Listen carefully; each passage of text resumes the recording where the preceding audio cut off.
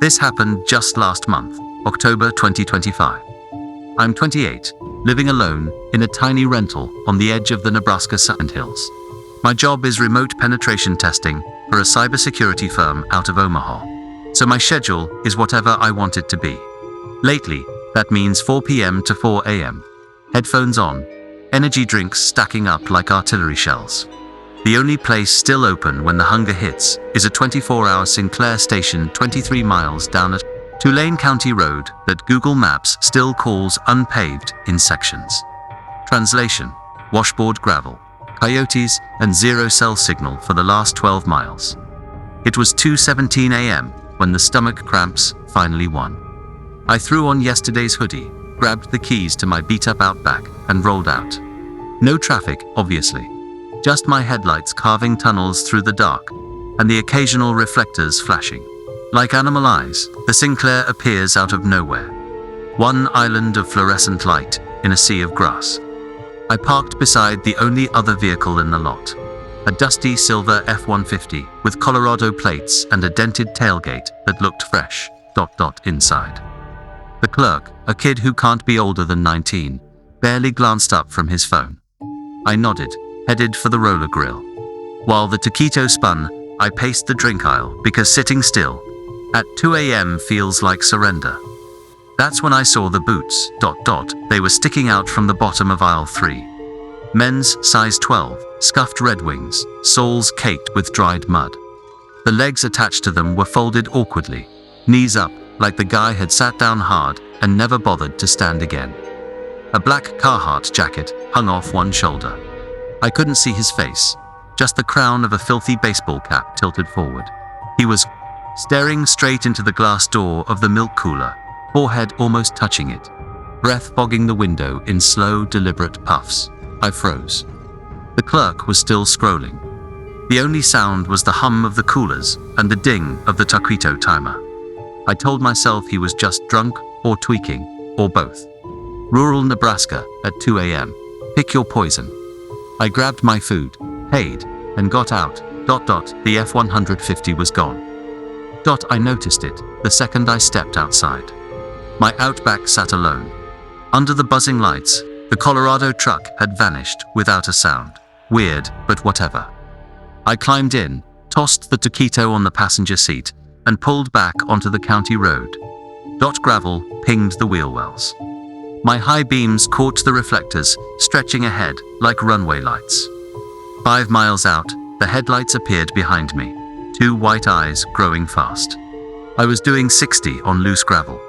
Anything faster felt suicidal. The truck closed the gap in seconds, high beams flooding my mirrors until I couldn't see the road.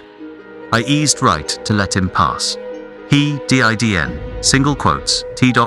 Instead, the F-150 pulled alongside, window down. The driver leaned out, same black Carhartt, same filthy cap, pulled low. I caught a flash of pale skin and eyes that didn't blink. He raised one hand, palm open, then pointed at my rear tire. Slow, deliberate, like a flight attendant, demonstrating the safety card. I knew my tires were fine. I'd rotated them 2 weeks ago, but the gesture was so calm, it rattled me more than yelling would have. I sped up. He matched me. 70 on gravel is praying. 80 is begging. The Outback fishtailed. I corrected, heart jackhammering. He stayed half a car length off my bumper, headlights strobing every time I hit a bump. My phone was useless, no bars.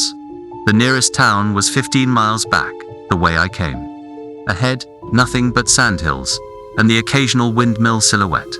I had one move. I waited for a straight stretch, then floored it to 90, yanked the wheel left across the center line, and locked the brakes. The Outback slid sideways in a cloud of dust. The F-150 shot past, tires howling, close enough that I smelled burnt rubber through the vents.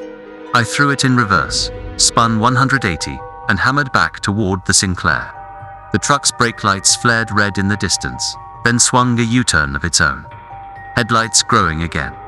The clerk looked up when I burst through the door, panting. Suver, Ifi, 15, 0 Colorado plates, guy in a Carhartt. He's trying to run me off the road." The kid's face went the color of 2% milk. He fumbled for the landline under the counter, punched 911, and shoved the receiver at me like it was radioactive. While the dispatcher asked questions, I couldn't answer. Plate number, description, exact location. I watched the parking lot through the glass. The F-150 rolled in slow. Headlights off now. Just parking lights glowing amber. It stopped at the far edge of the lot. Nose pointed at the door. Engine idling. No one got out. Dot County Sheriff is 40 minutes away on a good night. The clerk locked the door, killed the outside lights, and we waited in the humming dark. Every minute felt like 10.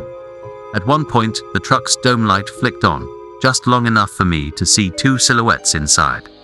The driver never looked away from the store. 30-7 minutes later. Red and blue strobes lit the pumps. Two deputies, shotguns out. The F-150 reversed, swung wide, and fishtailed onto the county road, doing at least 80. Deputies gave chase. I watched their lights disappear into the dark. They found the truck abandoned 12 miles west, doors open, engine ticking as it cooled. Colorado plates were stolen off a wreck in Denver.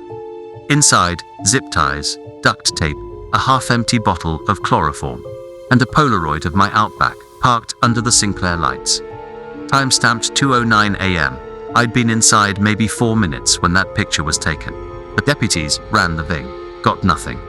No prints, no DNA, just a ghost truck and a warning. Lock your doors, vary your routine. Don't stop alone after midnight. They kept the Polaroid for evidence. I kept the nightmares. I still work nights, but now I stock a mini fridge, a hot plate, and a piss bottle under the desk. The Sinclair drive 50 miles out of my way to the next town if I have to. Some hungers aren't worth feeding.